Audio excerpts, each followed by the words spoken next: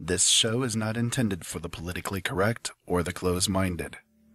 Enter at the risk of opening your eyes. You have been warned.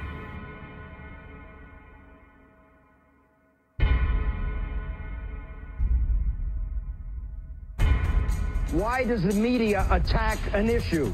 To get primetime ratings? In my line of work, you got to keep repeating things over and over and over again for the truth to sink in. The Army Air Forces has announced that a flying disc has been found and is now in the possession of the Army. A moment comes when we step out from the old to the new, and when the soul of a nation, long suppressed, finds utterance.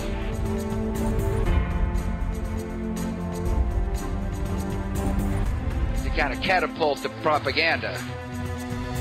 You are listening to Open Eyes with your host, Ira Robinson.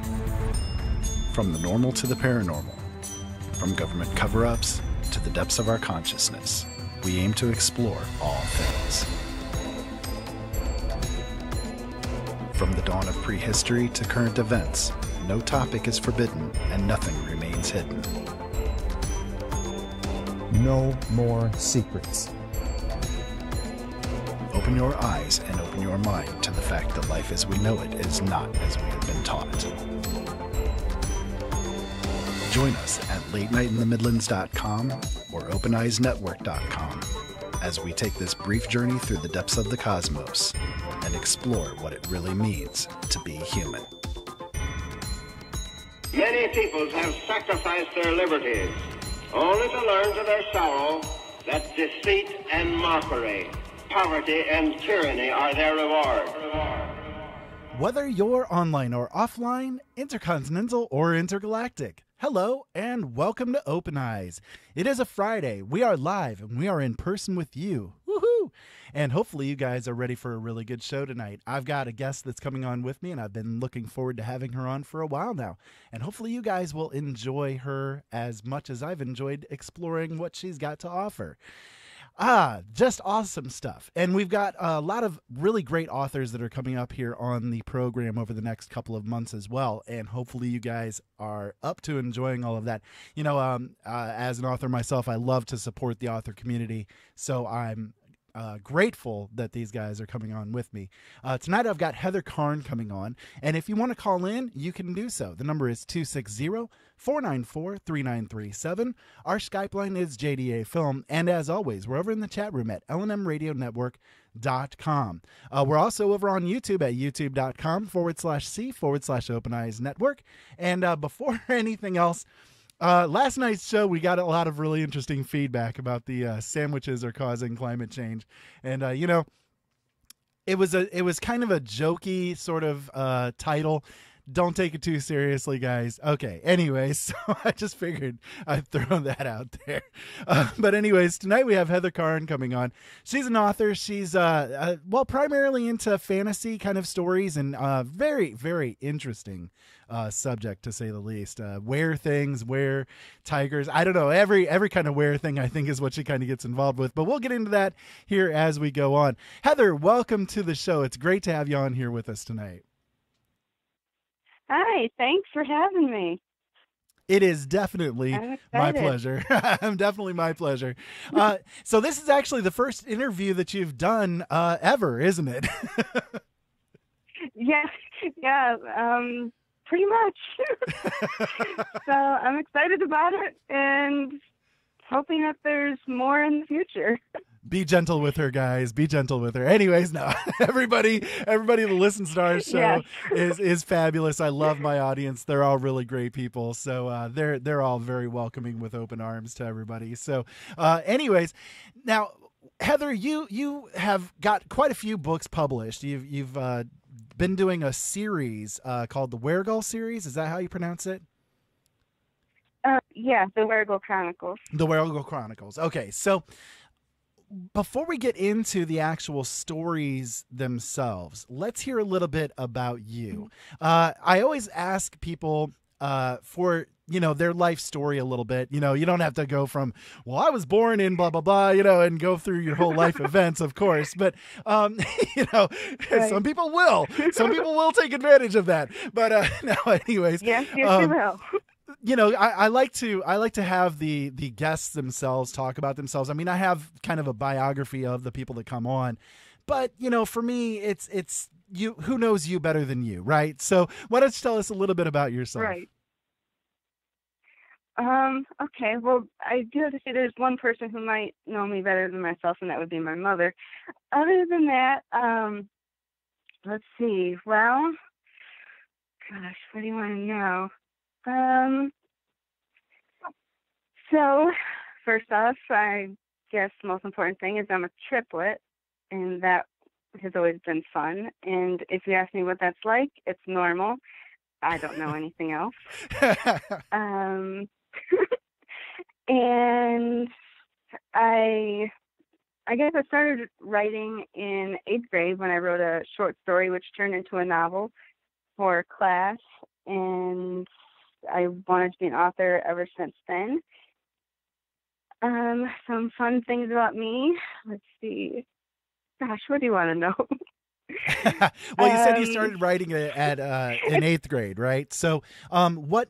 Yeah, 8th grade. So, did you start writing in the genre that you're currently writing in there in 8th grade, or how did that work out?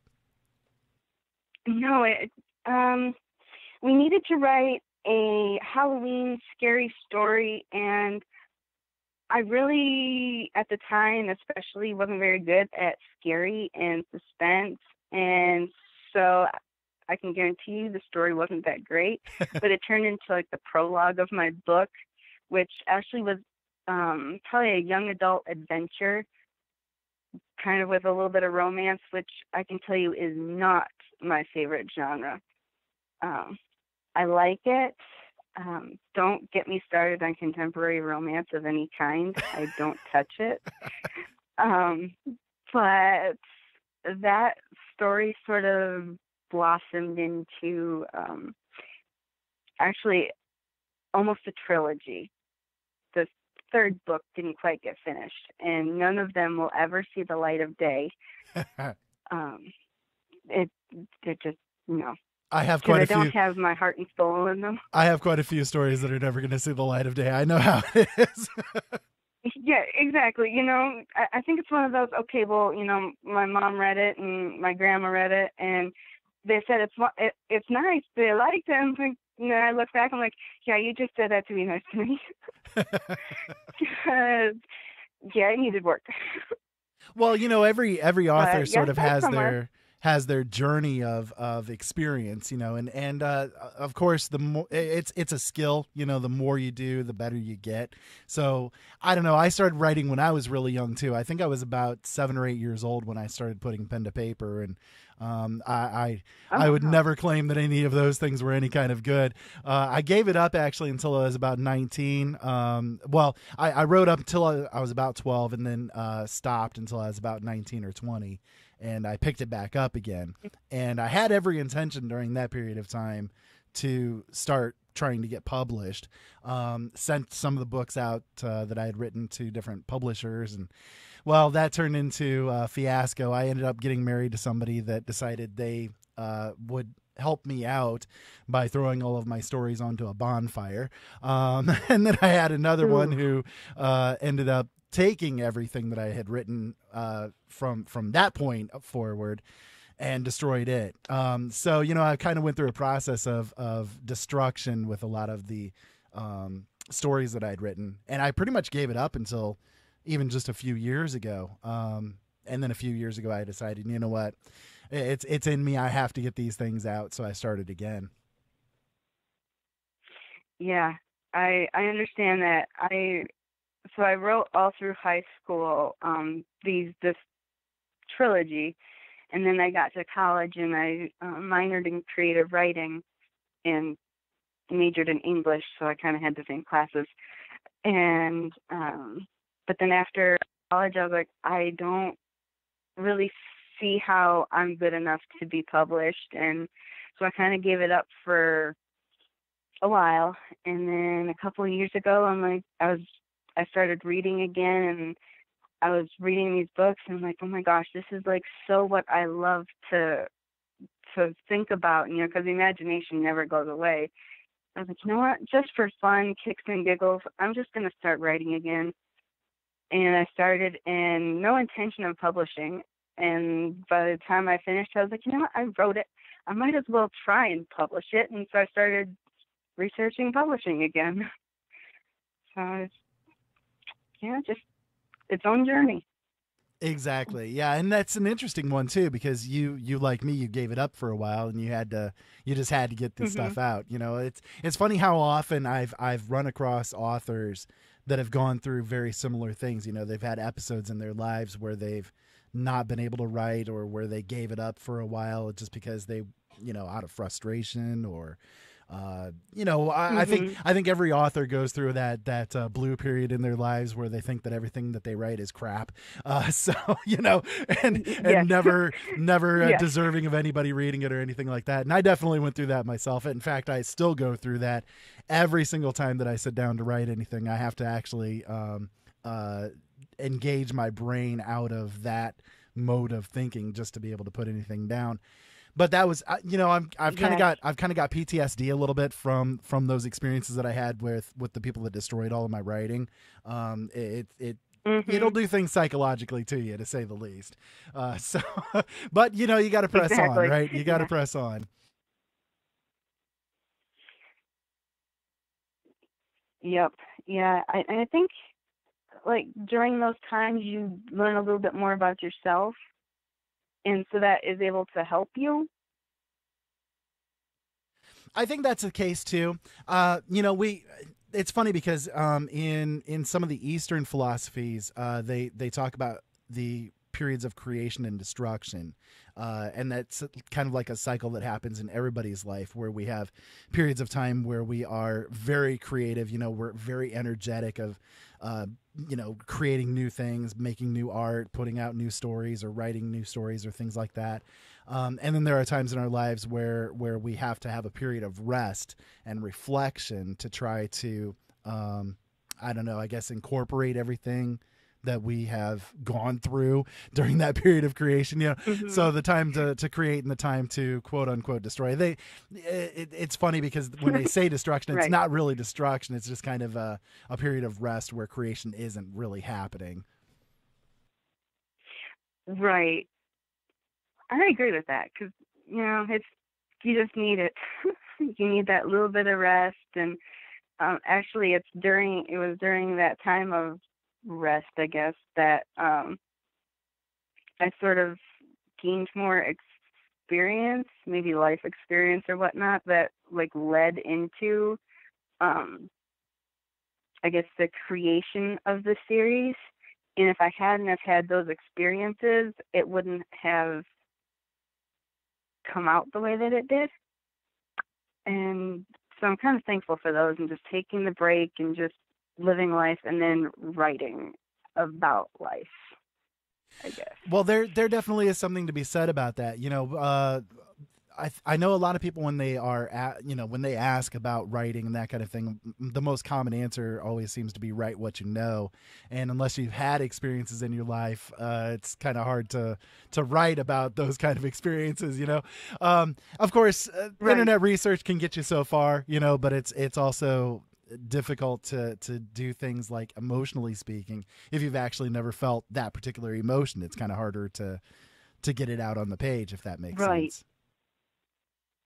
Yeah, it does. And, you know, the different, like, relationships you have with people, or, like, the different, you know, reactions you have to things or other people have, and you can just see and experience those.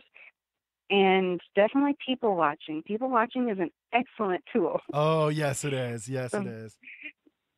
Yeah, the little shirts or whatever, you know, said whatever you do might end up in my book or whatever. Yeah, those are totally accurate. I love that. Yes. I've always said, don't tick me off. I'll put you in one of my books, you know. Exactly. I'm like, okay, well, you might be a good character that maybe I might want to kill off later. Or just, okay, well, you're kind of cute. Maybe I'll put you in a book or, There you like go. that. Yes, exactly. I tried to describe myself as a writer one time. I said, I control people with my mind and I can kill them at a moment's notice. Exactly. Oh yeah, definitely. So for me, writing has. Mm-hmm. Oh, I'm sorry. Go ahead, Heather. Go ahead. No, I guess that's just a little bit about me. Is I write, which isn't all that I do, but right now that's about all that I do. Besides work. Well, that works, definitely. For me, writing, I tend to do it as a very cathartic kind of a thing. I've been through a lot of different experiences in my life. Mm-hmm. I've had, so many different things that have happened to me. In fact, for me, the paranormal is normal and the weird basically lives in my life, all that kind of stuff. So a lot of that stuff, it comes out in my writing. The experiences that I've had in some kind of way has, found its way onto the page. And I always said, the act of writing is sort of like you're literally bleeding your life out onto the page in a lot of different ways. Have you experienced that yourself? I mean, Is that sort of your take on it too, or? Yeah, it's, when I first started, it was a lot of stress in my life, and it was definitely a way to, get that out. And so I lived in West Virginia for a year, and that's where maybe not most, but a lot of the Weregal Chronicles is based there. And it was probably about not quite a year after I had left West Virginia that I started writing this. And I guess to me, it was my way of reconnecting to my memories, my friends, the country there itself, and just because I loved it there. I thought I was going to stay there forever, and didn't. But just a way for me to reconnect with all of that, and to be able to put it down on paper in hopes too that others could connect. And because, to be honest, the main character's best friend is my best friend in a way, and just to put our relationship on paper was kind of, at first I didn't realize that that's what it was until further into the book, and I'm like, okay, this is definitely our relationship, and how we're so very different but so very similar, and that we actually get along as friends, and we still can't figure out to this day how. And that just sort of like is, it's strange, but yes, we're very different. But for me, it was kind of like, okay, this is good. This is good for me, and it relieves the stress of the day, and it brings back, memories and whatnot. So writing definitely brings out a part of your soul that you hope people read and don't tear apart, and that they love and can connect with. But not everybody will. But it's like bearing your soul to the audience and hoping they accept it. Oh yeah, absolutely. I can definitely get behind that, and I can understand what you're saying about your best friend. I call him my brother. He's my brother from another mother, Joe. He's actually my co-host with Brothers in Arms on Thursday nights at 7:00 p.m. Eastern Standard Time. For those of you guys out there that aren't aware of that show, both of us come at everything from opposite directions. He's extremely conservative. I'm very much a centrist, when it comes to the political things, and we sort of have opposing viewpoints on everything, and yet we're best friends. We love each other, and we hold each other's arms as we walk away every day. It's that kind of a thing, and it's funny how sometimes that works, and then other times you never could make that happen in a million years. Oh, I know. Me and Evie, I am I'll stay at home, cool, calm, mellow, don't really get out of my shell and whatnot type of person. And she's a complete opposite, complete extrovert, just bubbly, high energy, let's go out and do this spontaneous, and those two combinations should not work on a normal basis. But the two of us made it work. You know, I was her calm to, she was my energy, and so we just sort of bounced off each other, and yeah, it's, you know, that's how it is with us too. Random Yeah, things that's happen. exactly how it is with us too. I'm very much an introvert, to say the least, and yet here I am doing a radio show. Yeah, exactly, and you got me on here, so exactly. Indeed. Exactly. So you mentioned West Virginia. I lived in Virginia for a time too, and I'll tell you what, that area of the country is just absolutely gorgeous, man. I love that area, and it's funny because a lot of times when I write, I don't necessarily. Again, you write what you know, right? But I always end up incorporating a lot of the vistas and the trees and everything like that I had seen and experienced while I was over there into a lot of the stories that I write. Even if they're urban, there's going to be something like that in those stories. Exactly. Yeah, most of my stories have like the woods or, you know, nature. I grew up in Michigan, up in northern Michigan, and you have woods and water. Mm-hmm. And, you know, I grew up walking around in my grandpa's forest and on the trails, and so you'll get a lot of, you know, the nature in the books, because honestly I hate cities. I figure I live in one, but I can't stand them. And so you'll get a lot of that in, you know, different areas of the country where I know. So yeah, the forest is more relaxing. Oh yeah, absolutely. Definitely more relaxing. But yeah, that part of the country is gorgeous and absolutely gorgeous. I went to college in Virginia, actually, so I kind of know what you're talking about. Yeah, it's amazing. I would highly recommend anybody, you know, that lives here in the U.S. or even from around the world, you know, if you ever get a chance to visit those areas over there in Virginia, West Virginia, you know, the Appalachian area is just, man, it's drop dead gorgeous. I love it. It's so relaxing too. It is. It really is. Right. I mean, those views are amazing. And pictures can't do them justice, ever. So with all that being said, and with you writing stories about, you know, where things, did you ever have any weird experiences in these woods? No, not really. Nothing like paranormal-ish. You know, you run into the random animal, you know, raccoon or deer or bear. The bear was fun, but not fun. And so, you know, but I guess you think about like, okay, maybe it's just me, you know, well, what's the animal think about me when they see me? And I'm just, you know, okay, there's a raccoon, I'm turning around. Not that the raccoon is, you know, dangerous, but it's the middle of the day, and technically, you know, no approaching in the middle of the day, or, you know, having a staring contest with a deer is like awesome.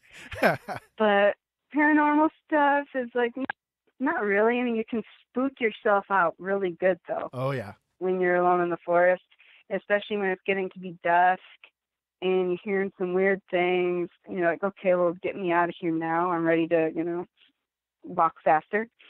And then the shadows lengthen, and yeah, that's always fun. But see, those are great experiences to learn from too, to incorporate in your books later. Exactly. Yeah, one of my characters does have a creepy moment in the middle of the woods, and it's getting dark. And so, yeah, I know that feeling. You know, you can register that feeling and be like, okay, well, this is how I want it to get out. So, yeah, it's fine. And I just think, okay, well, what else is out here in the woods that I don't see? Yeah, so sees me? So Bigfoot never came up to you asking for an interview or to be put into one of your books then, huh? Not yet. Not yet. Not yet. That may be, though. You still have some walking in the woods to do. So Exactly. Yes, I do. So we'll see what happens. I'll let you know.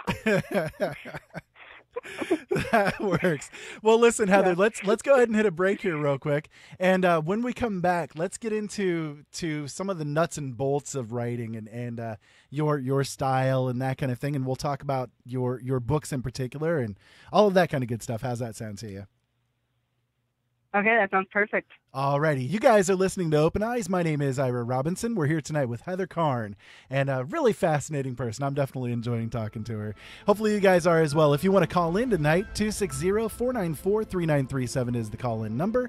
Our Skype line is JDA Film, and as always, we're over in the chat room at LNM Radio Network.com. Also on YouTube at youtube.com/C/Open Eyes Network. Stick around. We'll be back in just a few minutes.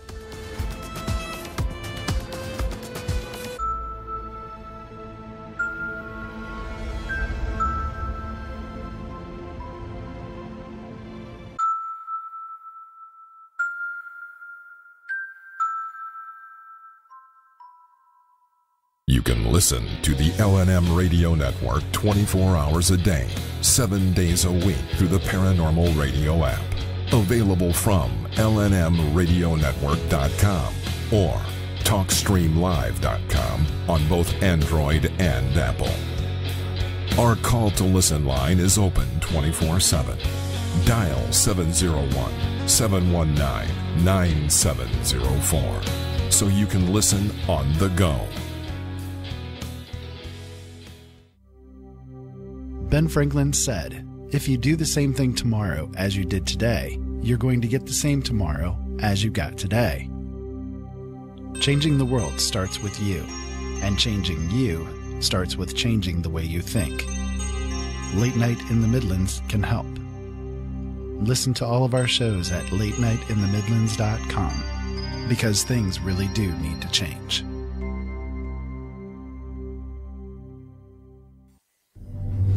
Let me assure you that our priority will remain to ensure stability and security. In order to ensure the security and continuing stability, security for Canadians. Galactic Empire! So this is how liberty dies. With thunderous applause.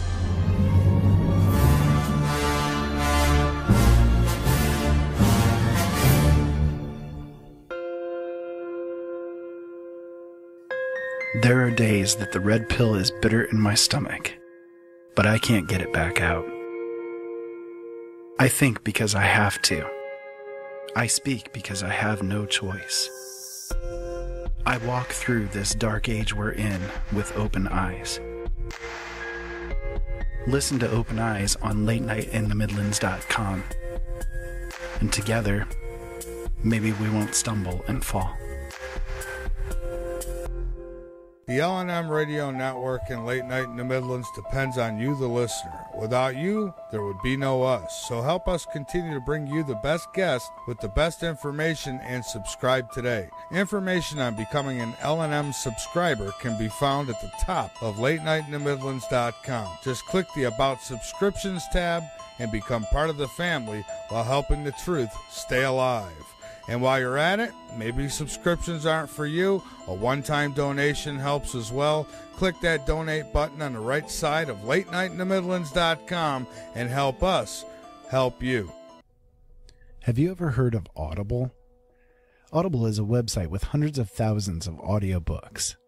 They're all high quality, easy to listen to, and, best of all, if you take advantage of a special deal that we've worked out for you, you can get one for free. That's right, a free audiobook of your choice in any genre simply by going to audibletrial.com/openeyes and signing up for the free trial.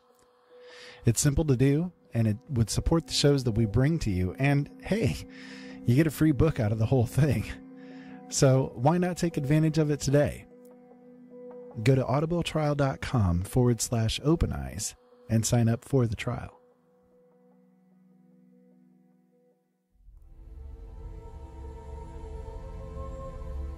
Great fear and trembling shall seize them, even to the ends of the earth. The earth shall be hurt, and all things will try and perish, while judgment shall come upon all, even upon all the righteous. Behold, he comes with 10,000s of his saints to execute judgment upon them and destroy the wicked. Yet as God has appointed, so are all things brought to pass. No peace shall be to you.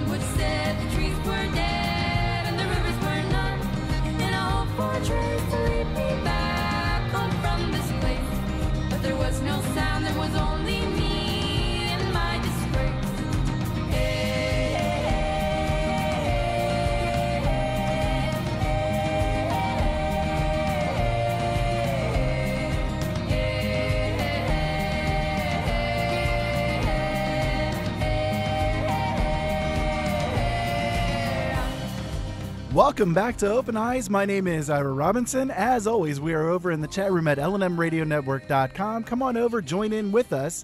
And if you're listening over on YouTube, make sure you hit the like button so that the algorithms can catch us and be able to share it out to other people. And hit the subscribe button while you're there, too. Because, well, you know, you'll get notified of when we put out a new show, which is a lot. So anyways, we are here tonight with Heather Karn, and definitely an enjoyable conversation. I'm really enjoying this gal, and hopefully you guys are as well. If you want to call in, 260-494-3937 is the call-in number. Heather, we have returned. Thanks for sticking around through that break with us. Yeah, no problem. It's fun. I'm having a blast. Awesome, awesome. So let's get into the nuts and bolts of writing a little bit. It's something I love to talk about. I love to talk about the craft, you know, the theory crafting kind of thing. And I know a lot of people out there really enjoy hearing how different writers have their own styles and what they do and all that kind of good stuff. So I guess the first question I would have is, do you have a set schedule that you write by, or do you have sort of like a minimum amount of things that you want to do every day when it comes to writing, or do you just sort of like all over the page whenever you're ready to do it? I don't have a set time besides maybe all the time. It's kind of an addiction now. I get home from work and I just turn on the laptop and I sit down and start writing. Some days, like yesterday, the words just wouldn't come, and I've learned you don't fight the words when they don't want to come. You do something else and just let your brain relax, because if they're not coming, it's not going to come out good. And so, no, I don't really have a set time. I just, whenever all the time. If I'm not at work, it's usually laptop open. And I usually don't set I have a hard time setting like quotas. Like I need to get this many words in, and right now I'm doing that to myself because I'm trying to kill myself by finishing a book in way too short of a time, but I'm going to try and do it anyway. And so I'm giving myself a quota, which isn't exactly the best way that I work. I just go for it. When it's flowing, you don't stop, you just keep going. And yeah, that's pretty much how I roll. It's just always on the laptop writing something, and it always, yeah, sometimes I stop too early, and I realize this after I turn the laptop off and I'm laying in bed and the story won't stop. And so I pull out my phone, and it's much slower to type via phone, making notes and, conversations between people. And you definitely get a lot more errors. But when the story won't stop, you pull out the first thing you can grab and just start writing down. Otherwise, if you don't do it the moment it's happening, you cannot go back and get it right, which is why always the best scenes always happen when you're driving or when you're in the shower or you're somewhere where you can't write a thing. Shower time. That's shower time is the big one for me. Every time I take a shower, in fact, sometimes I'll get myself, force myself to take a shower because I know, like, if I don't have the ideas flowing at that moment in time, I'm going to go in, I'm going to take a shower, and the ideas are going to start flowing, and I can come back out and sit down and start writing again. So even if I just took one like 4 hours before that, I'll be like, I'll take another one. It's fine. It is, because it's amazing, I don't know whether it's your brain cells just start going, but the moment you're in the shower, it's just like, okay, well, this will fit in here, and this is the perfect conversation. Can I remember Can I remember it word for word by the time I'm done? Exactly. Yeah. It rarely does it happen. Yes, exactly. I was just about ready to say that. And a lot of times it does not come out right. Have you ever thought about using like the Dragon Naturally Speaking or some other kind of dictation software? When I was in college, I bought a voice recorder, just one of those little cheap ones to practice on, and I can't do it. My brain doesn't think in that way. Like, I have to actually think about, some people just, write or just talk. I have to think about the entire sentence before I'll actually write it down. Yeah. And so the dictation doesn't work for me because my brain just doesn't work in that way. And that's A. And B is, I honestly can't stand listening to myself. So, I guess for Dragon, it's not so bad, but for like the voice recorder, it wasn't fun. Because then, I'd say something and okay, well, I have to go and, type this because it was a long time ago, so it didn't have the USB, thing, so you would actually have to listen to it and type it. Right. And I just, but my brain just doesn't work on in the way the dictation should work, I guess.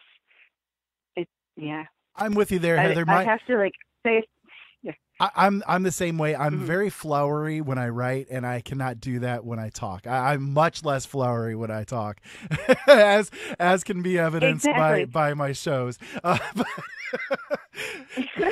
Well, because sometimes when I get into the mode where I'm really thinking hard, I tend to get a little bit of a stutter. I had a stutter when I was younger, and so the stutter kind of comes back a little bit when I'm really thinking hard about something or trying to get the right word or something like that. It doesn't work very well. Now, when I'm doing nonfiction, because I publish both fiction and nonfiction, when I'm doing nonfiction, it's definitely a lot easier to do the dictation kind of software. But when you're writing fiction, it's definitely a more difficult process, I think. You've got to really have your brain trained to do it right, I think. Right, exactly. And I think it helps if you know where the story is going. And half the time, I have no idea where the story is going. Right. And so I actually have to stop and be like, okay, well, what is going to happen? And then, I'm writing, and then the characters surprise me with something. So I'm like, okay, well, I can't I'm not a verbal storyteller. I'm a storyteller in my head. And so that, yeah, it just would not come out because half the time would be me staring at a wall saying, what's next? I'm waiting for the day when they start releasing the telepathic keyboards. That's going to make my life a lot easier. Yes. Exactly. Or like when you vision it, vision the scene in your head, like, it's on a movie screen. You're like, okay, well, it's going to do exactly what I want it to do, and it's going to come out perfect. Yeah, they need to invent that faster.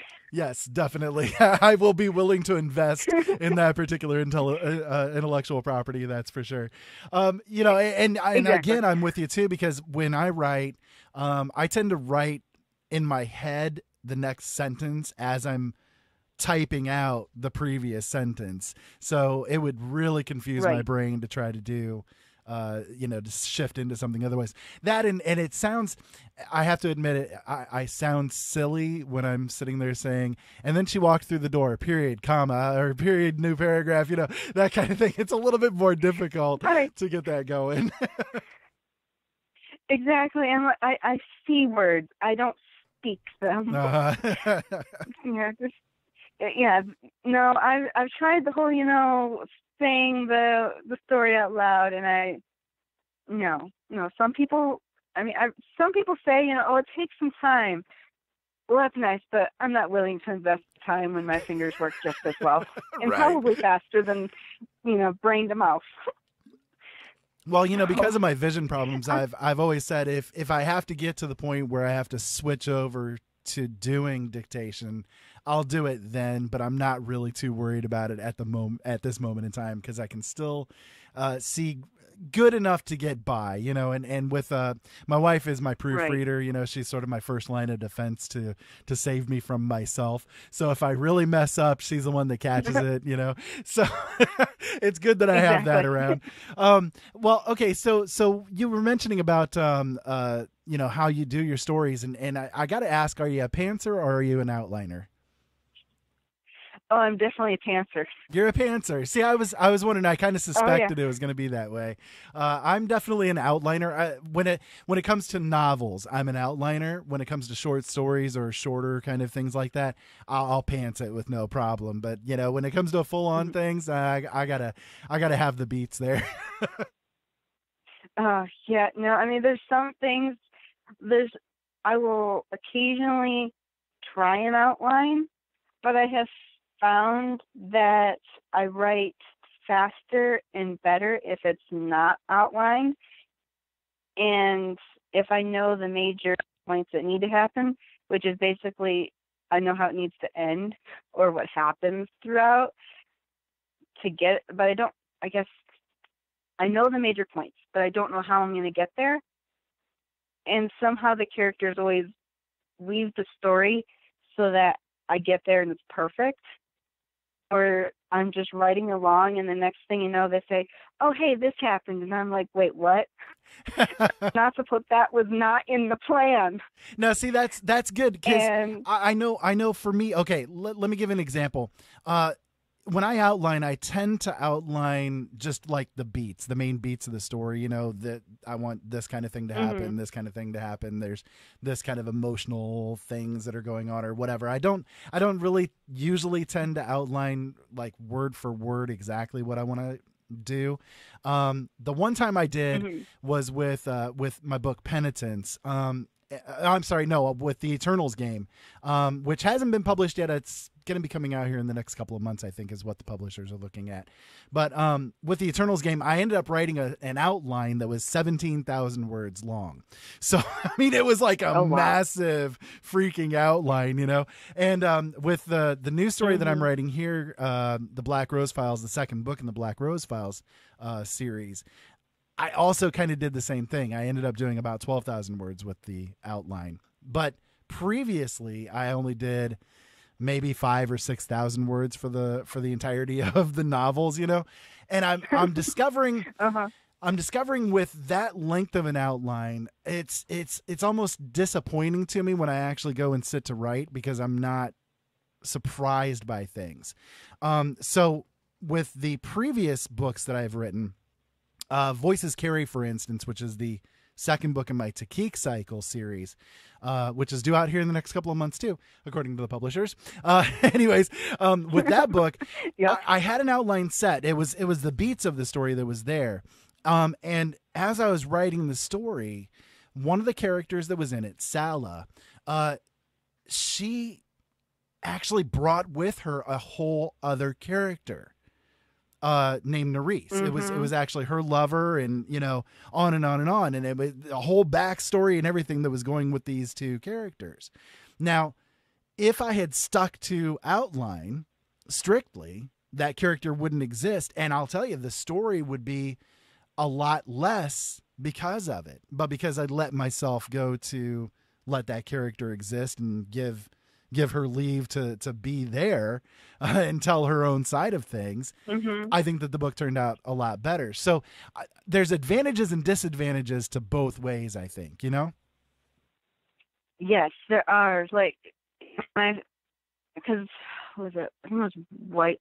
It was either Whitewash or Blackout, which is 2 or 3 in my series. And I was going through and like outlining it, and by the time I think I redid the outline for the 6th time, I was like, forget it. It's just no. And I found it was like almost too rigid for me. And when I decided to quit the outline, just to try it, the ideas were coming more, and the characters were able to speak to me more, which I know sounds really weird for a non-writer, but the characters really do speak to you. And it's like they become a person in your head. Oh, yeah. But then these things just start, popping up.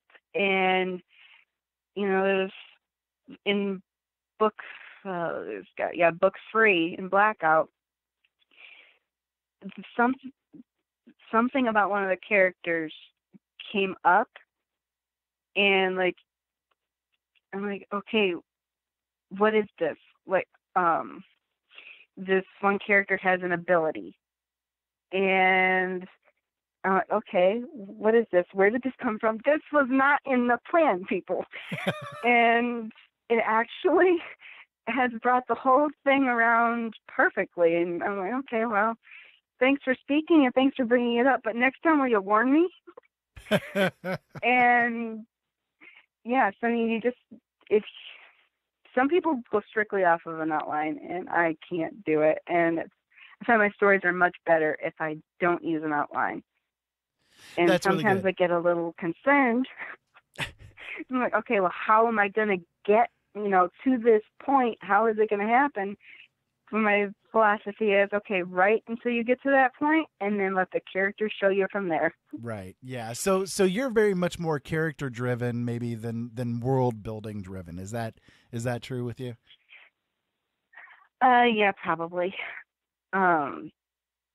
Yeah, just about the characters, the creatures themselves.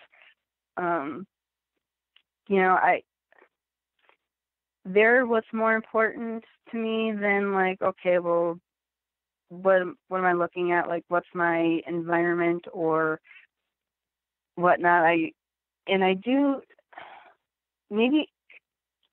something that's possibly a little stranger than most people do. Is I don't necessarily describe my characters well physically, because for me, I want them to be able to picture, who they think the person would look like. If it's not like a character that necessarily needs to have a description. Like you run into some who, obviously you need to know something about them, but like, skin color or, like sometimes hair color or eyes, I put them in there if it's important, but I don't feel like they get their general description, but I don't keep reminding readers what they look like because I want them to be able to see it for themselves. Like I think one of my characters in the book that releases tomorrow, actually, all you really know about her is that she looks like she's in her 50s. And so that's what I like. And I know some people, I asked my fans one time on my Facebook page if they liked it or if they didn't, and it was about half and half, roughly. But that's just the way I write because I really don't care to go back and describe the person again. It's just me. Well, I can definitely understand that. For me, I'm sort of the same way, I guess you could say. I like to let the readers build the world space for themselves. You know, they kind of build the room for themselves. And I think that a lot of authors that are out there, they tend to do way more info dumping, I guess you could say is a good way to put it, about, you know, the room is 20 feet wide and 10 feet tall and it's made with this, and, you know, the character is sitting there and she has blonde hair and blue eyes and she looks like Angelina Jolie. I don't know, whatever, you know, on and on and on. Just do these really huge info dump kind of descriptions of everything. But for me, I like to let it flow a little bit more, you know, like if, for instance, one of my characters has a scar on their face, for instance, I'll say, you know, like I'll do something emotional content with it. You know, he thought deeply rubbing his scar as he did, or something like that, you know. So now the people have an idea that he's got a scar on his face, but I haven't really described exactly what it was. You know, it's crescent shaped and it goes from here to here and all that kind of stuff. Now, I don't think that any of that's really completely necessary unless it's like tied directly to what is going on with that particular character, if that makes sense. Right, exactly. It does. It really does, because I'm not I tend to skip over the paragraphs that have nothing but descriptions, but if you put like emotion and a reason for them to the character to notice it, I think it goes over well. Yeah, but exactly. If you just describe, I mean, I try to keep at a certain point you need to know what the surroundings look like. So brief, in my opinion, brief is best, and then work the rest of it in if you have to do like an actual paragraph of it. But then just, you know, work the rest of it in emotionally. Like, okay, well, you know, she sat at, you know, the kitchen table and it was her grandma's or something like that, and work that in there, or whatnot. I don't know. Yeah, like she. See, this like is why she, I don't dictate. Right, exactly. Like she remembered when she was younger, when her grandmother would, you know, fondle the wood grain or something like that. You know, things along those lines. Or she sighed deeply and matching the volume and you know of the breeze that's around. You know, that kind of thing. We do have a call that's coming in. I'll go ahead and bring them in here real quick. Doug, I do believe our frequent flyer Doug is on with us. Hey, Doug, what's up? That is I. Welcome to the show. What's on your mind tonight? First off, what was that microphone that you have? Because I lost the bookmark and I lost the paper. It's an RA2000, right? No, it's Audio Technica ATR 2100. I've got two of them. ATR 2100. Yeah, because I like it because it's got the USB going down the computer and also you get the XLR to the mixer. Yep. It can do both ways. Yep. Yeah, it's bio. Okay, audio. I'm gonna write it down again because I lost the bookmark and, like I said, I lost the paper. Yeah, I can send it to you over Skype later on. Did you have any questions or anything that you wanted to say to Heather? Yeah. Okay, so I want to write my Coast Guard memoirs. Where would I start? Or what program would I use to like start writing my memoirs, you know, so my family can read? I'm not going to publish it or anything. So, but what my memory could, you know, my family, from my memory of all the crazy stuff I did for 28 years and 10 years in the way. We do call him Crazy Cajun for a reason. So Heather, what do you think? Yes, I am. Sorry, what was that? Oh, I said, so what do you think? What would you say as a response to that one? Well, as far as a program, I use Microsoft Word. I know some people use Scrivener, I think it's called. Yep, that's what I use. I've never looked into it. And then free, so that's why I'd use it. And I guess where to start is, well, that's a good question. I know some people say start in the middle of the action, but that's for fiction. I don't know if it quite goes for memoirs. But hey, it's No, a good, I would it say might it work. You know, it's a good place to start. I would right say, in the middle of it. I would say it would definitely, you know, kind of jump in right into one of the action type of things that you had happen to you, and then you can go into reflecting on why that affected you in different ways and that kind of thing. And it'd probably be a really good start to get the info flowing out. Mhm. Right, and if you start it and you realize, okay, well, this isn't exactly where I want to start, you can always back up and try it again. And use that in a different section later. Right. I mean, nothing says that it has to be right the first time. Yeah, that's true. You can always go edit. Yep. Not like you're on an old-time typewriter where you got to use whiteout, you know. You can go add to the front or the back. Because I was going to start when I joined the Coast Guard and was in boot camp, you know, and you're high porting your beds at 4 o'clock in the morning, stuff like that. Yeah. For teamwork. Yep. I would get behind a good place to start. I would get behind the Microsoft Word as well. I used that one for a while. I use Scrivener now myself, and I prefer it that way for my own purposes. But Word works well. You know, it has its advantages. Mm-hmm. Yeah, and I also use Excel and OneNote mostly for actually if I outline it's in Excel, and then OneNote helps me to keep all of my information together.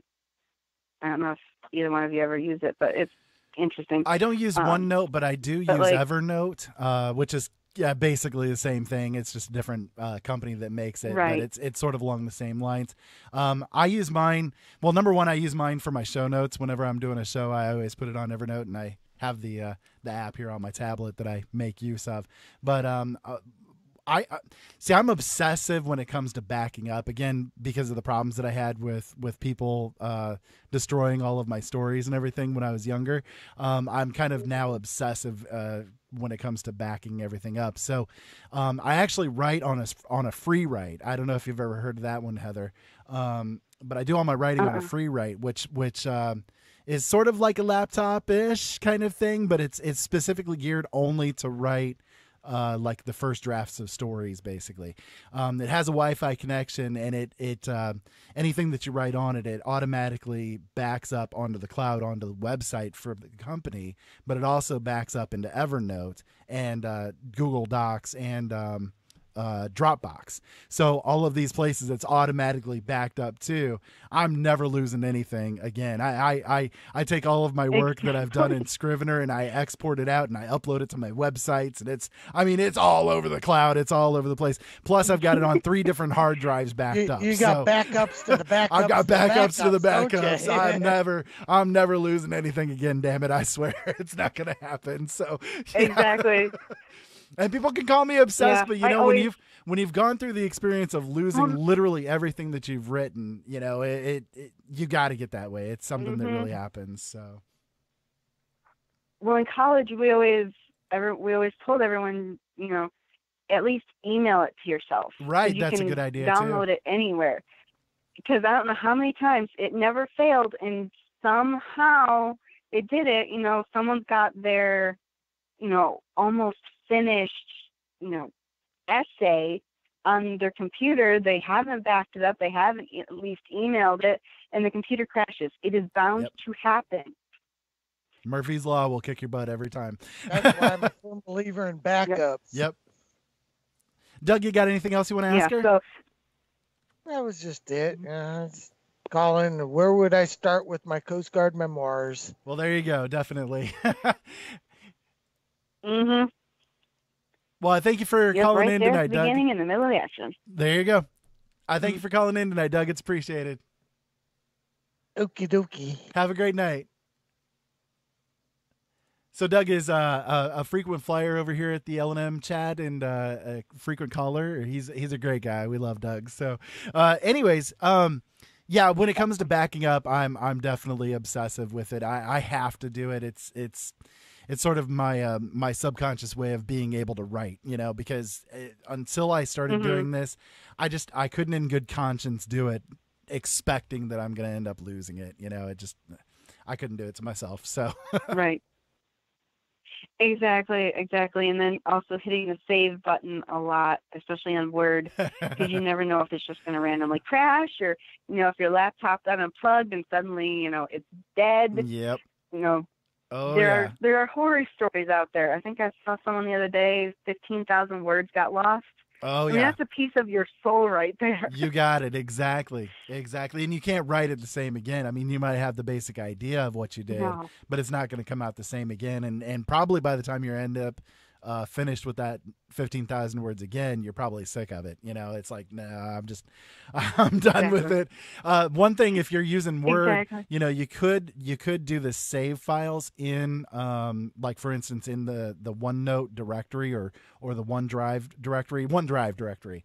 And that way you can save it onto the cloud automatically as well, just as an example of something you can do with Word. But I'm a video gamer, and I've been a video gamer for my life.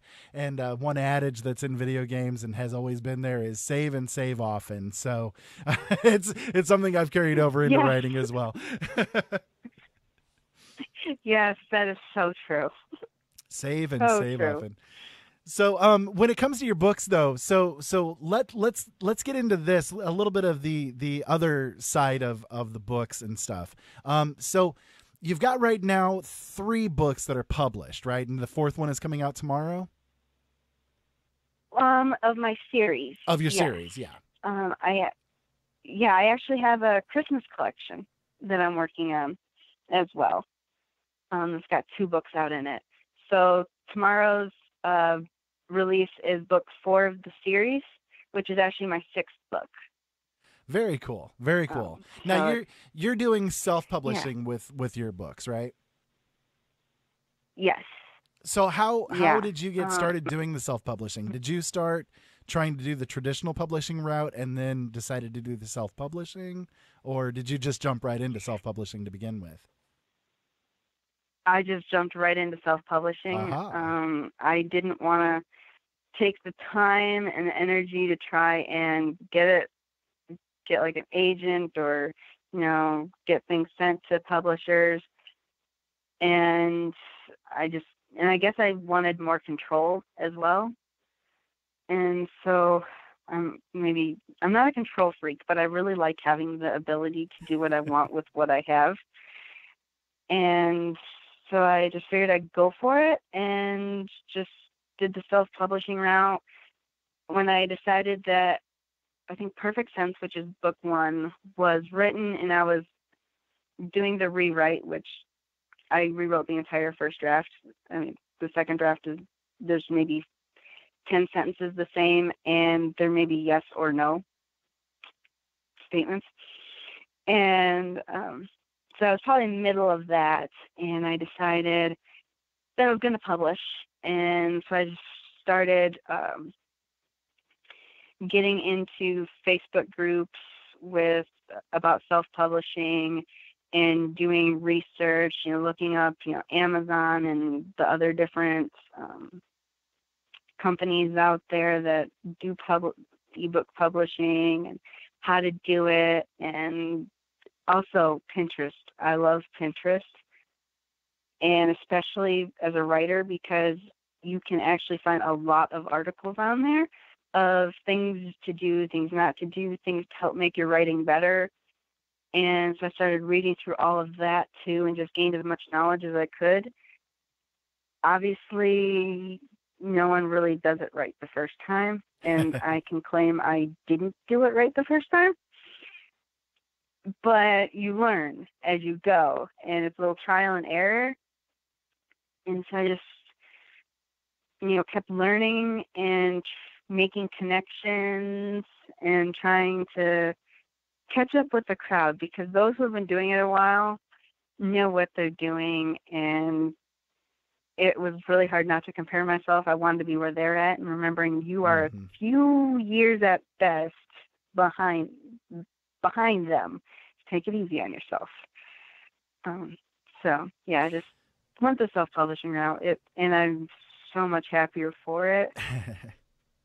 I've done because that's my personality. I've done both directions, and my cat's coming up here to say hi now too. I've done both directions. I started off doing self-publishing. I got picked up by a traditional publisher. My publishers, I love them. Hello, Neely's. I love you guys. They're all sick with pneumonia right now, unfortunately. And now I'm going to be doing kind of a hybrid thing where I'm doing both self-publishing and for the ebook side of things, and then the paperbacks and so forth are going to be done by the traditional publishing route. So it's a pretty good deal that I've got worked out with them, I think.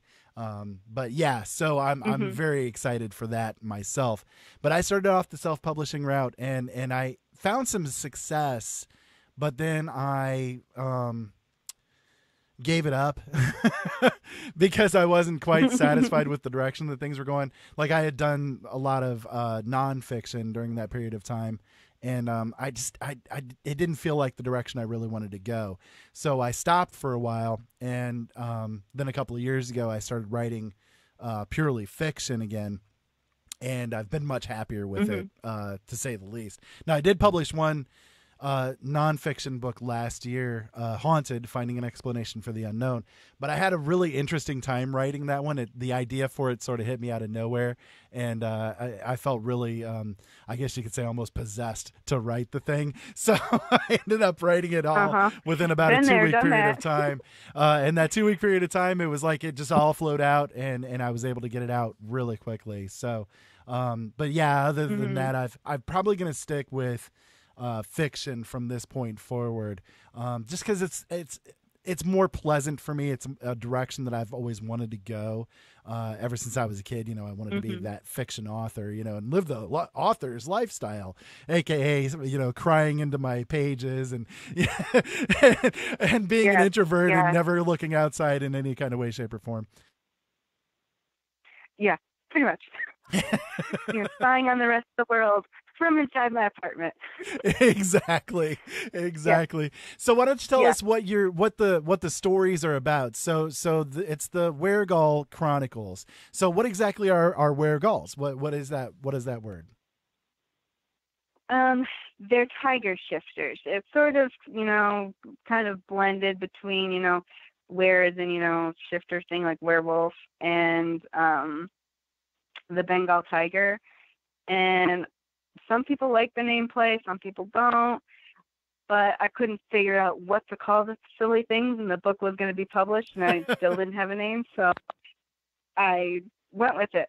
And so, they're tiger shifters, and they are not from Earth, and this is where some people catch me on like a sci-fi thing, but it's not really sci-fi. They're from a different world, but it's not like a different planet. There's a passageway in our world that connects to theirs.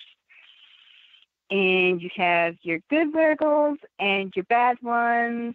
And so basically we start out that the Weregals have terrorized this West Virginia town for years, almost like a century or so. But then they just all of a sudden up and disappear, and they're gone.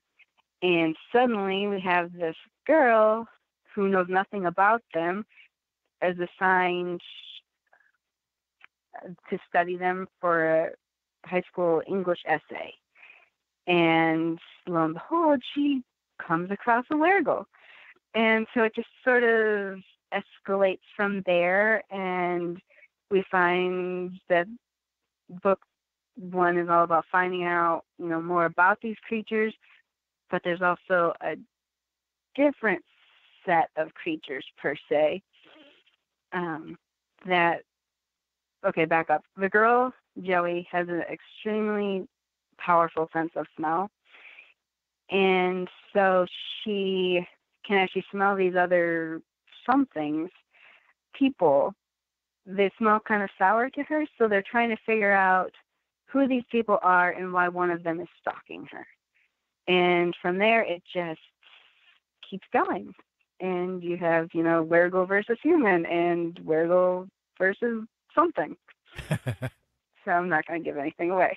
Right. No, we're not looking for spoilers. That's all good. So, yeah, no. Yep. So how did you come up with the idea for that? I mean, what, because that's pretty unique. That's a pretty unique storyline that you got going on there. Honestly, I have no idea. This is where it comes in that I'm a pantser. Because when I started, I had Joey, the girl, and Kev, the tiger shifter. And when I started, that's what I had. I had no plot, no nothing, just them. And as I'm going along, all of a sudden, Chris, the best friend, shows up. And I'm like, okay, well, you weren't here 2 minutes ago. So honestly, I have no idea where these things come. I just write, and the next thing you know, ideas are coming. And like the Weregals each have a unique smell. They have their own scent. And that wasn't part of the original plan. But it's actually been kind of fun working with, okay, well, what smells do I like? What smells don't I like? And, giving these different smells to different characters. And yeah, it's been fun. And the series is actually divided into 2 trilogies. It's books 1 through 6, but the first set is told specifically through Joey's, the girl's, point of view. The next set is now starting. I'm actually halfway through writing book 5. But there is a different feel to the second set. It's kind of, I would say, a little darker. And it's going to be told by multiple points of view. And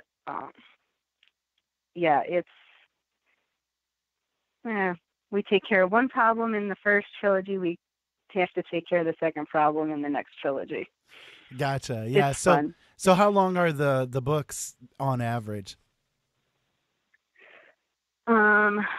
Word count? Yeah. That's what I was meaning.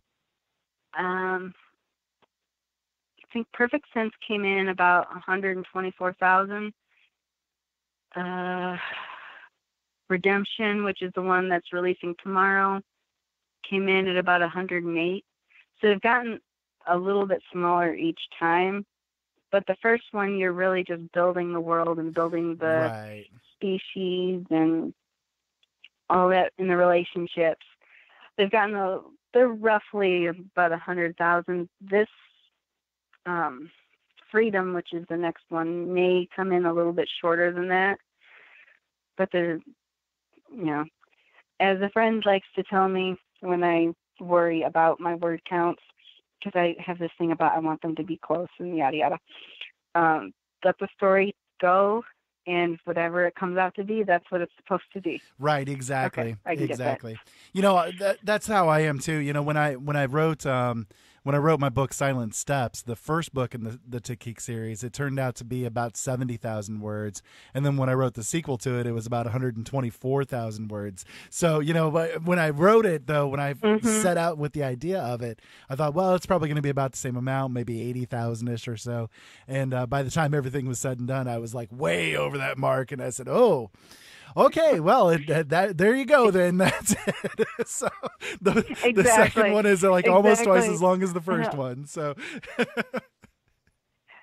right, and they might have been getting a little bit smaller, but there are, when you start getting to 100,000 words or more, that's a long book. And especially when you're writing it and the time it takes to edit it,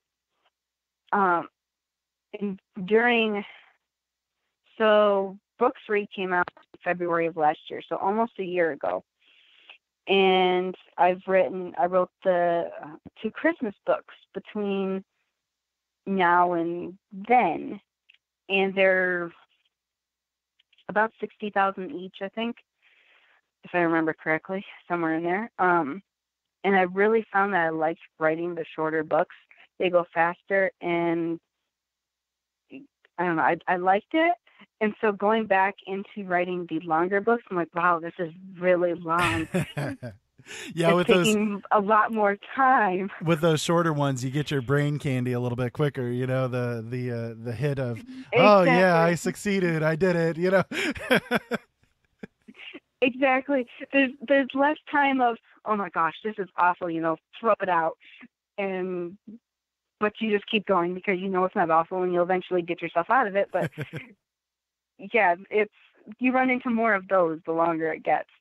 But I really like the shorter ones, but these are longer, and I like that. And I had a really hard, and this is when too that you can't fight a book, because Redemption, I was started and I just got to the point where I'm fighting this middle. It's not working. I can't do it. And so I was like, okay, well, I'll just, for fun, start working on a different story idea that I've got. And I tried a couple of them. They weren't going either. I was like, okay, well, maybe I need to work on something a little less heavy and something a little lighter. And so I started writing in on my second Christmas book. And next thing you know, I'm finishing said Christmas book. And Redemption is months left in the dust. But I was able to pick it up after the Christmas one was done, and everything started making sense again. Like, everything started coming together. Sometimes you just need that break from the project to step away and then come back. Yeah, a lot of times for those kind of cases, like with me, perfect example here. Last year, at the beginning of the year, I wrote Voices Carry, and I finished that one in about a month. And then I hate editing, like literally. It is something I absolutely despise doing because I have the vision problems. It just gives me so much of a headache to try to do it. So I try to avoid editing as much as possible. I know I have to do it, and I do get it done, but I don't like to do it. So instead of editing Voices Carry, I wrote Haunted: Finding an Explanation for the Unknown. I just wrote another whole book and said, you know what? I'm not even going to edit. Exactly. And now you have to edit twice as much. Exactly. You got the writing done.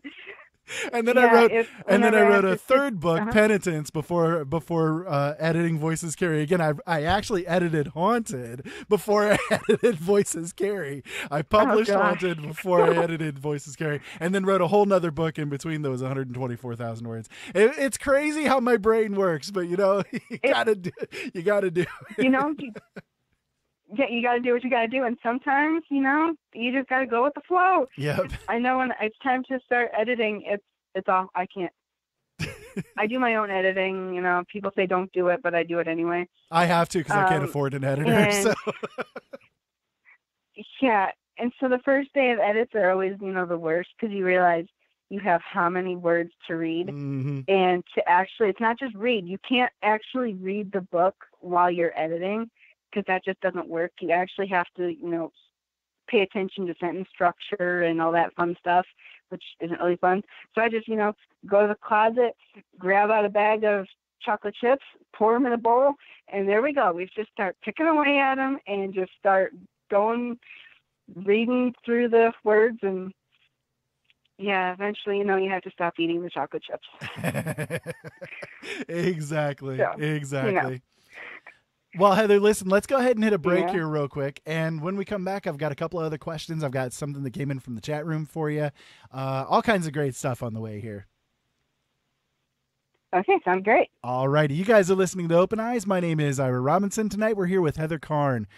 She's great. This has been a really great interview, and I hope that you guys are enjoying it as much as me. If you guys want to call in, 260-494-3937 is the call-in number. Skype line is JDA Film, and as always, we're over in the chat room at LNMRadioNetwork.com. Stick around. We'll be back in just a couple of minutes.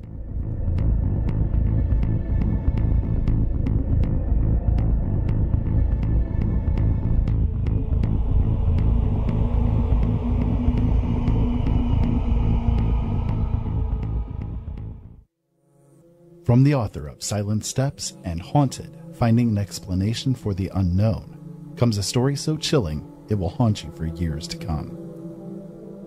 Krista is a young woman escaping her past, running away from her family, her traumas, and her God, hoping to find a new life in a different town.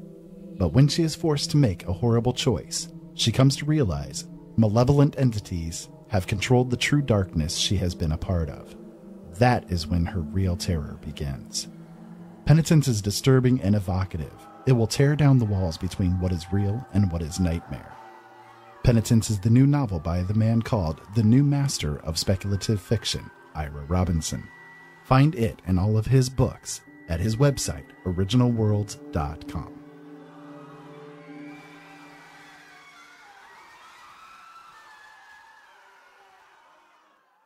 How do we draw the line between protection of national security, obviously the government's need to obtain intelligence data, and the protection of civil liberties, particularly the sanctity of my home? You've got no right to come into my home. The government's been in bed with the entire telecommunications industry since the 40s. They've infected everything. They get into your bank statements, your computer files, your email, listen to your phone calls, every wire, every airwave. You're talking to your wife on the phone, you use the word bomb, president, Allah, any of 100 key words. The computer recognizes it, automatically records it, red flags it for analysis. That was 20 years ago. Sooner or later, you have to bring in an element of persuasion, an element of getting people to consent to what is happening to them. We are in process of developing a whole series of techniques which will enable the controlling oligarchy to get people actually to love their servitude.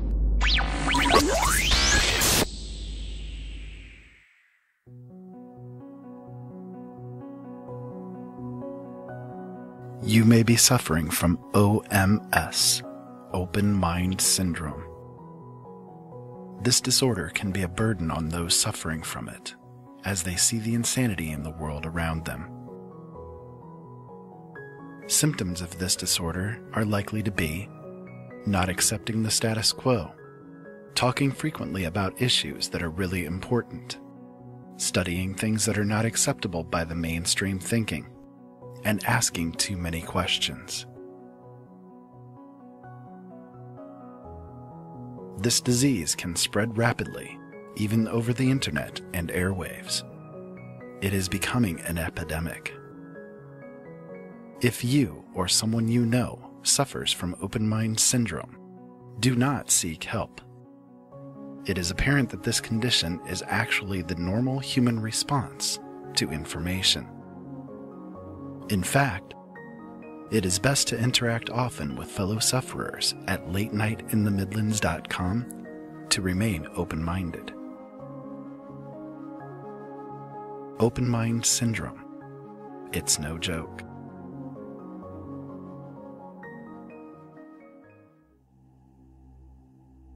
Tragic devastation drove them underground. Abject desperation brought them back out again. Their world had changed. Alien creatures greeted them with misery in tow and enslavement in mind. Into this world a girl was born.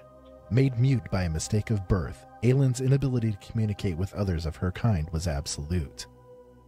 But natural things, animals, trees, the softly creeping things in the night, were open to her and had many things to teach her, including how to save her world from those beings that held her people in thrall.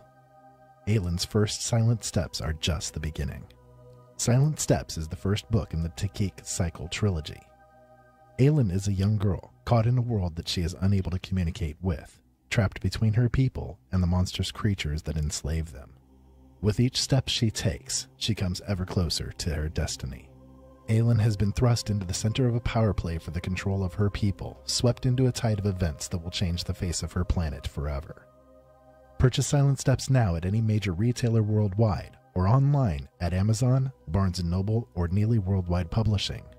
You can also order a signed copy at Ira Robinson's website, originalworlds.com.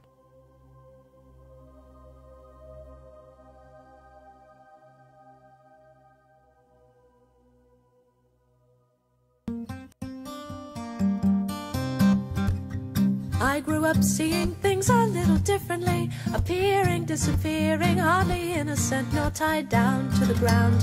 I learned to roll and tumble with the punches, glory in my stripes and spots, walk by invisible and never make a sound. But heavy is the crown that's always hidden, tender is the heart you never see.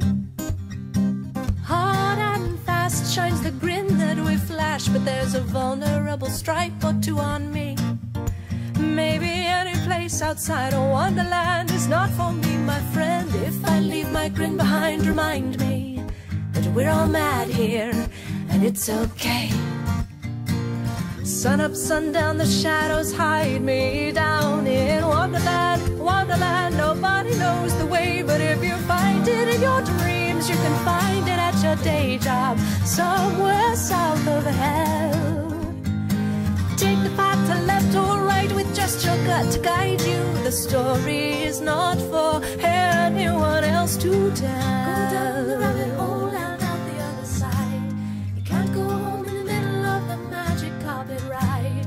You gotta grade the sun before he's left it over the moon. You can't forsake the journey for the safety of your room until you learn your lesson well. Learn your lesson well indeed. Welcome back to Open Eyes. My name is Ira Robinson. Tonight we're here with Heather Karn, and definitely an enjoyable conversation. I'm really looking forward to the rest of the show here, and hopefully you guys are as well. If you want to call in, 260-494-3937 is the call-in number. Skype line is JDA Film, and we're over in the chat room at LNMRadioNetwork.com. Don't forget we're on YouTube as well, youtube.com/C/Open Eyes Network. Come on over, and you can watch us as we do our thing if you so desire. So Heather, we have returned, and I have a question for you that came in from the chat room. They were wondering as far as your Christmas books goes, are your Christmas books fiction, or what are your Christmas books about? Yeah, they're fiction. They're also kind of, especially the first one has a paranormal twist to it. We have actually ice dragon shifters up at the North Pole with the elves and Santa. And, you know, they actually are the ones who pull Santa's sleigh. And the first one is called First Christmas. And it's basically Vixen teaching her new mate all about Christmas because he doesn't know about it and hasn't really celebrated it. And they're more lighthearted. And the second one is Cookie Christmas, which actually is my first book that really doesn't focus completely on shifters. And so it was nice. It was actually fun writing that one because it was a little bit different. And it's basically, backing up a little, the collection is going to be same world in a way, different locations, same characters, but each one's going to be told from a different person's point of view. So you're going to have all these different stories, and I'm trying to make it so you don't have to read them all in a particular order. Obviously, you know, the ones I do in order is the best read through. But so far you don't have to read any of the other ones. Well, there's only 2, but 3 is in the works. Gotcha. To understand what's going on. And so the second one is mostly just focused on some elves and a new bakery that they're starting in New York City, and, you know, overcoming some issues there and getting that all started. And they're little holiday romances. My series is focused more towards young adults, but I have a lot of adult readers who love them. The holiday romances aren't geared specifically for an age group. They can be read by anyone and enjoyed by anyone because there's, you know, no language or sexual content or anything. So younger readers can read them, but they're also geared towards older readers as well. Gotcha. That's a good idea. I like that. Yeah. My wife is very intrigued by your books. She's extremely into white Bengal tigers, so you have her interest piqued with the books. So. Yup. Yeah, the tigers are fun. You end up with a bunch of different mixes going on there and different unique ones coming out.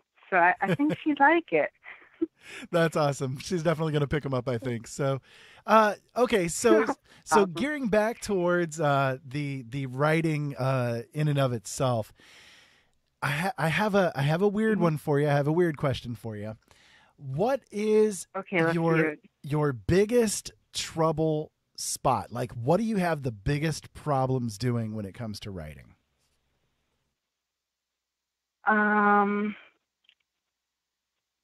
Well, the actual writing of it, I am getting better, but I can't stand action scenes and romance scenes. They are, which is, I write paranormal romance.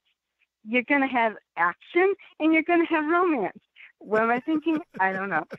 But, I was just about ready to say the same thing. Yeah, so those two things I have a hard time writing, but I have gotten better, and I guess maybe it doesn't help that I'm writing tiger action scenes and trying to figure out, okay, where are paws going, where are jaws going. They fight a little bit differently than humans do, and so trying to figure out, okay, who's doing what and where is a little bit on the difficult side and trying to write it, but I've gotten better at it. I think you'll have to ask my readers about that, but I think I've gotten better at it. Those are probably my two hardest things about writing. Yeah, because some authors have a hard time figuring out the time to write. Well, I feel like I'm constantly writing, so that's not quite an issue. Right. Now you want to take your writing into a full-time kind of thing, right? You have a day job, but you want to do writing at full-time. Is that how you work it? Yeah, that's the dream. That's the goal, to be able to do that. The right writer's now, lifestyle. Just a little side thing. Yeah. Yeah, exactly. I always do. One day. I always do air quotes with that one because it's like, oh, the writer's lifestyle. Yeah, it's all kinds of glamour. Let me put it to you that way. Yeah. There's also those quotes. You have all the ideas, everything's good, until you open up the computer and you start, and then you stare at a blank screen and you think, okay, what the heck am I going to write? Sure, exactly. I mean, the brain is the most awesome instrument in the world. It's able to think up all kinds of great things on a 24-hour, 7-day-a-week basis until you open up the computer, and then it's like, bleh. It's just the way it is. Exactly. And you're like, okay, what are words again? Yep. Yeah, totally. Yep. So. Yeah, it's fun trying to figure all that out, and the writer's lifestyle is definitely, fun. It revolves around, and for me, lots of chocolate and Pandora playing in the background and trying to figure out, okay, exactly what am I doing? See, okay, so you brought up Pandora. What's your favorite thing to listen to while you're writing? And by the way, my biggest trouble spot, I always feel like I'm that dog meme, with the dog sitting in front of the computer. I don't even know what I'm doing. That is me in a nutshell right there. So anyways, but what do you like to listen to when you write? Is there anything kind of specific that you go for, or? It depends on the book. Actually, I was just thinking about this the other day. Each one of the books has had a different feel, which has required a different playlist or station. The first couple, actually maybe the first three, were really dubstep, just a heavy beat, electronic, and definitely Lindsey Sterling. I love her. Yes. And so those required that in the background. The Christmas books obviously required, Christmas music, which, because I had this problem the other day. I'm a Christmas fanatic, so let's just throw that out there. Okay, back to the first question about me. I'm a chocolate addict and a Christmas fanatic. So there you go.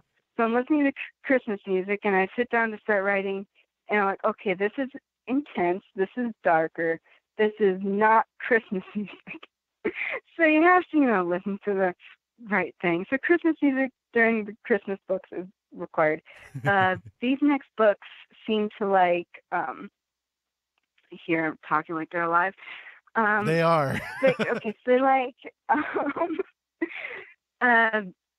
video game soundtracks, and I have a Lord of the Rings playlist on Pandora, which plays Lord of the Rings, Harry Potter, Sherlock Holmes, Narnia, all of those different soundtracks. Now, see, that's cool, but that wouldn't work for me, because when I'm writing and I'm listening to something that I know the movie or whatever it is, suddenly my writing is gearing towards the same theme as whatever the movie or whatever is. I can't do that. Well, the problem with me is it's just background music. It's giving me it's not even really background music. It's static noise. Yeah. And eventually I'm very good, especially at work, just ignoring it is there, and I will realize, okay, I just played 4 songs and I can't tell you exactly what they are whatsoever. So that it's just the feel. I don't even really, I don't know. I just ignore them. But the feel of them is definitely what gets me into the mood of it. Yeah. The first trilogy, I could have words. Like, the songs could have words. This trilogy, it's not working. If I throw something on that has words in it, it throws me completely off. I'm with you there, Heather. It's totally that way. I used to listen to music that has words with it when I was writing, and I discovered really quickly I can't do that. If it's got lyrics, again, it'll skew me towards whatever, the lyrics are doing or the theme of the song or whatever. At this point in time, I've kind of gotten into doing, like for the past year and a half or so, I've been into doing like epic score kind of trailer music type thing. And I also have gotten really into the postmodern rock kind of thing. I guess it's called the shoegaze genre. It's like where it's kind of like, it's rock. You've got the guitars and the synths and the drums and all that kind of stuff. But at the same time, it's very ethereal because they're using a lot of different effects with it and that kind of thing. And I found that to be really effective for me. I've also been using, I don't know if you've ever heard it or not. It's a website called My Noise. Have you ever gone to that one? No, I haven't. You should check that one out. It's pretty cool. They've got different noise generators, but they have, like, if you become a patron with them, it's like $5 for a lifetime patron thing with them. They have what they call the different channels, and they have, like, for instance, the space channel, and that one I've really gotten into. It plays different, like, musical tones and like space background kind of sounds are going on, like you're standing on a bridge of a ship or things like that. You hear kind of voices a little bit here and there, sort of. They're not distinct or anything like that, but it's like you can hear the mumbling and that kind of thing. It's really cool. They have another one called the Eerie channel, which has been really working out well for my my new series that I'm writing, the Black Rose Files, because it's very much a dark horror kind of paranormal type of stuff going on. And so this Eerie channel, they have like like as if you're walking through a woods, you're hearing the footsteps and you're hearing like creatures around, and there's these weird subtle ghostly kind of voices going. It's really cool. They've got all kinds of really really neat stuff there. I definitely recommend it. It's for those that are interested, it's mynoise.net. You guys should go and check it out if you're into that kind of thing. That's awesome. No, I've never heard of that. I'll have to check it out. Yeah, you might enjoy it, definitely. They've got all kinds of great stuff. And like I said, it's really cheap to do the patron thing with them to get all the access to all the bells and whistles that they have. And I think it's worthwhile. I definitely have gotten my $5 use out of it, to say the least. I bet. So, okay. I bet. One other question that I have then is okay, because all of us writers, we have those people in our lives that are really big dissuaders. Have you had encounters with the dissuaders in your life, the ones that tell you, you shouldn't be doing this, or this is not for you, or things like that? Besides the random troll on Amazon or something like that, Oh, you over on Goodreads, you definitely run into them. Oh yeah. Dissuaders, no, not a whole lot. My family has actually been very supportive of me. They're, when I was younger, I was like, okay, I want to be an author when I grow up. And, mom's like, okay, well, maybe you should think of, a job to help you with that. And here I'm thinking, oh no, I want to be an author. And, so I followed mom's direction and actually got a job. Well, that kind of follows my next follow-up question. Then I was going to ask you who your biggest supporters have been in your life with the writing career. So, yeah, it's definitely been the family. They have put up with my obsessive talk about writing, where I'm at, what I'm doing. When you just get hooked on something and it's all you really want to talk about, especially when you stop leaving your apartment except for work. And you don't have much going on in your life, but you still want to talk to people. And so, yeah, they've definitely been supportive. My mom actually is. My parents have been funny. I love them. My mom actually didn't read my first book until actually it was almost published, and some of her coworkers were like, okay, well, what's it about? Is it any good? And she's like, I actually haven't read it. And so she read it and loved it. My dad he actually surprised me. He actually read my first 3, which I don't really remember my dad reading a novel when I was growing up. And so the fact that he's actually acting like me, reading a novel, waking up in the middle of the night because he's wondering what the heck is going to happen in this book, and actually reading my books and staying awake all night and liking it. So that was kind of shocking for me. So I guess that has been a big support, knowing that they actually like my books and they're not the normal stuff that they would read. So, and my sisters put up with me talking nonstop about my books. So, 2 hours of talking about my books free of bugging people is actually kind of nice. It's a unique experience. Yeah, because I don't feel like I'm bugging them. Now you know why I talk about it on the radio, because I know the people that are listening are the ones who are interested in listening to it. So Exactly. There we go. And if they're not interested, they can turn it off. They can turn it off. Unlike you, who's a captive audience. So there we go. Exactly. Exactly. So, my family has definitely been huge supporters, and I've actually made some author friends, and me and my friend Julie are constantly talking back and forth and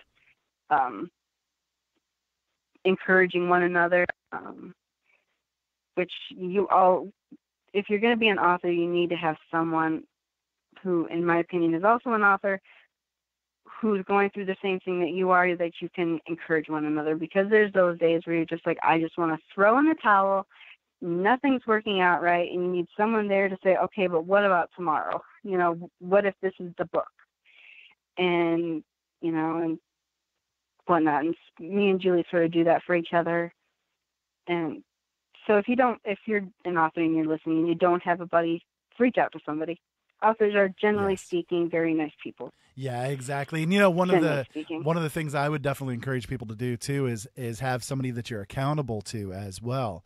It really can make a big difference in your writing life. Right, exactly. And, me and Julie will tell each other our goals of what we want to do, and and always telling each other, you can do it. And okay, well, are you working on the right book? That seems to be a big one with me and her. Are you actually working on the book you're supposed to be working on? So, yeah. I love it. Accountability is good. It gets you places. It does. Yeah, it does. So, okay, another question that I have for you then is, when it comes to the stories that you've written, what's the hardest thing that you've written? Like what really hurt you to write? Have you had that experience yet? Yes. At the end of book 3, somebody, kicks the bucket. And that was really hard, mostly because, they become a character for you. I mean, it's not the first time it's happened, but this particular character, I thought it would be someone else, and then suddenly, things fall into place, and you're like, oh my gosh, this is the one. And that one was hard because I had not really planned ahead, but when you look ahead, you can see the characters that you have and what you have to work with. And that particular character had always been there because, he's kind of involved. And so that scene was kind of hard, not really to write, but to understand that this character is gone. He can no longer play any part of what's going to happen in the future. And I can't rewrite him back in because he's gone. And so that was the first time I guess I realized, when you kill off a character, it really is final, and it does hurt when you know them and you want to see what else happens with their life, but you can't because you just killed them off. So that was a really hard one to write, was in trying not to change what I knew needed to happen. Yeah, it had to happen in order for the story to forward the way that it needed to go, right? Right. Yeah. Exactly, because if you're gonna, have, someone wanting revenge, you kind of need something that they want revenge for. Well, and when it comes to that kind of thing too, I mean, the readers themselves get so emotionally attached to things too, and it's difficult when this character needs to die. They need to be sacrificed in some kind of way. You're going to piss readers off, but at the same time, that it has to happen too. Exactly. And, you never, well, at least in my opinion, the good writers never kill off someone just because they can. I mean, some people do, and sometimes it's necessary, but if it's actually done really well, it's for a purpose that actually it does A, tick the readers off, but B, it also brings them in and attaches them more to the story and to see what happens with this because of this. Yeah. So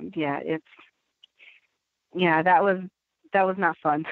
Yeah, I'm sure I've had to step away a few times from some of the stories that I've written when they've gone in that kind of a direction, and just say, okay, I got to walk away from this for a little bit, because I'm just if I try to write anything right now, I'm just going to start crying, and I'm not afraid to show my tears, Yep. that kind of thing. So if I could cry, I would, but I'm not a crier. Well, I'm a crier. It just doesn't express itself. I'm a crier, so I'm not ashamed to admit I cry. Give me a good emotional movie. I'm in tears, and my wife will be sitting beside me like, "What are you doing?"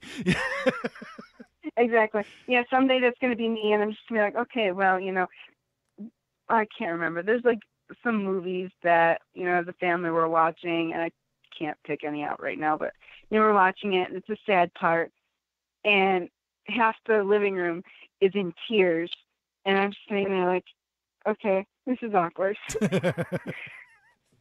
Yep, exactly. It just doesn't happen. Exactly. Yeah. So, okay, well, with you being a writer, of course, everybody says that if you're a writer, you have to read a lot. So are you a big reader? Like, how many books do you say you would read, like, on average in maybe a year or something? That's a good question. Probably, I'm not a huge reader. Probably 12 to 15 is probably my most.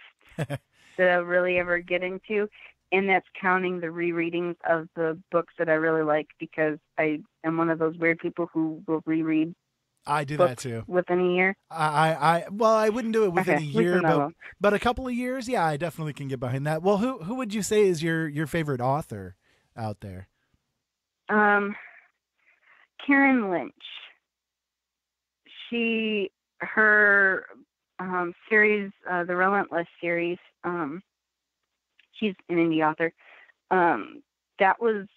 That series and another series by a different author was what got me back into writing again. Oh, very cool. And her books are amazing.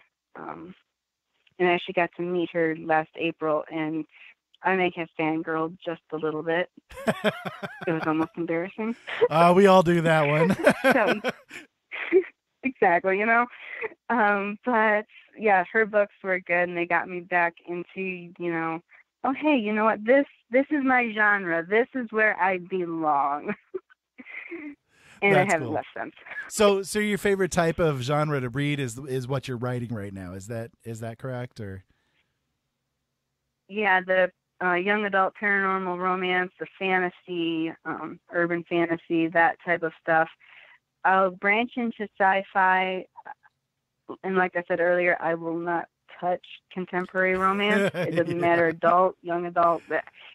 No. If there's no speck of fantasy or something unreal, I don't touch it. It doesn't hold your interest, yeah. Understandable. Definitely understandable. Yeah. Well, we've got just a few minutes that are left here. I want to make sure that you have time enough to get out any info that you want to get out, any kind of links that you want to give out, that kind of thing. So where can people find your books and find you at? Well, my books are all exclusively on Amazon. They're in Kindle Unlimited, if you have that. So if you search on Amazon, Heather Karn, or in the Kindle books section, Heather Karn, it'll bring them all up, or at least it should. I also have a website, heatherkarn.com, which I need to update because it's been a little bit. And I have a Facebook page, Heather Karn Author. So if you search that, you should be able to find it. And then I have a Facebook group as well for, my fan group, and we're the Witty Weregal. So it's kind of fun. Very cool.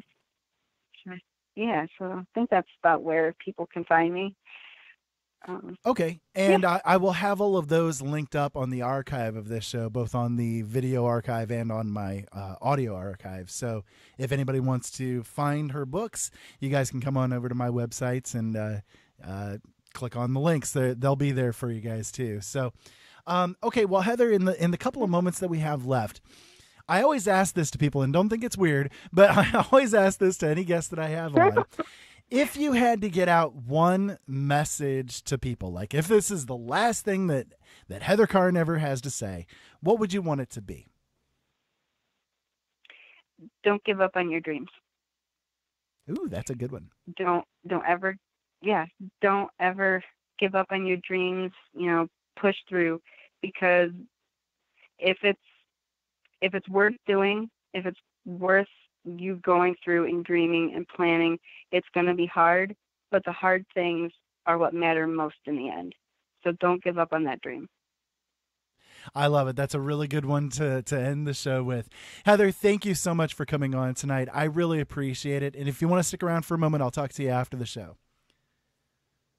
Okay, perfect. Thank you so much. This has been so much fun. Absolutely my pleasure, to say the least. And everybody out there, this was Heather Karn. Hopefully you guys enjoyed tonight's show as much as I did. I definitely had a good time with it. I'm going to duck out a couple of moments early because I'm actually going to be on with Michael Vera tonight on Late Night in the Midlands as part of a roundtable. So we're going to be on again. If you want to hear me, you'll hear me again in about a half hour or so. So make sure you guys come on over to LNMRadioNetwork.com and tune in for that, especially those of you guys over there listening on the YouTube YouTube land.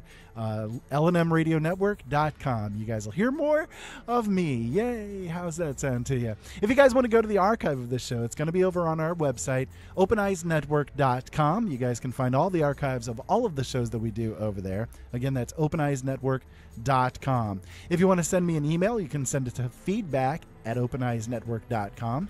And if you want to meet us on social media, we're everywhere you want to be. Open Eyes Network on all of the different social media platforms out there. Don't forget, if you guys want to check out my own books, I do have my website set up, and you guys can come and check out all of the things that I have on offer. The website is originalworlds.com. That's originalworlds.com, and I've got all kinds of free stories for you. My book's available for sale, of course. I've got all kinds of writing advice and tips and writing prompts and, oh boy, all kinds of great stuff over there on that website. So make sure you guys come on over and check it out. I will be live again next week, as always, and we will be airing again on Sunday at 8 o'clock p.m. with Money and Change. That's 8 o'clock p.m. Eastern Standard Time. Money and Change with my co-host Stu Shear. Right after that, of course, is the Positude Podcast. We'll be on with that one at 9 o'clock p.m. Eastern Standard Time. I'm all over the place here, guys. Make sure you guys tune on in to everything I've got going on. Anyways, until next time, keep safe out there. Have fun. Thank you so much, as always, for listening, and we'll talk to you again next time around.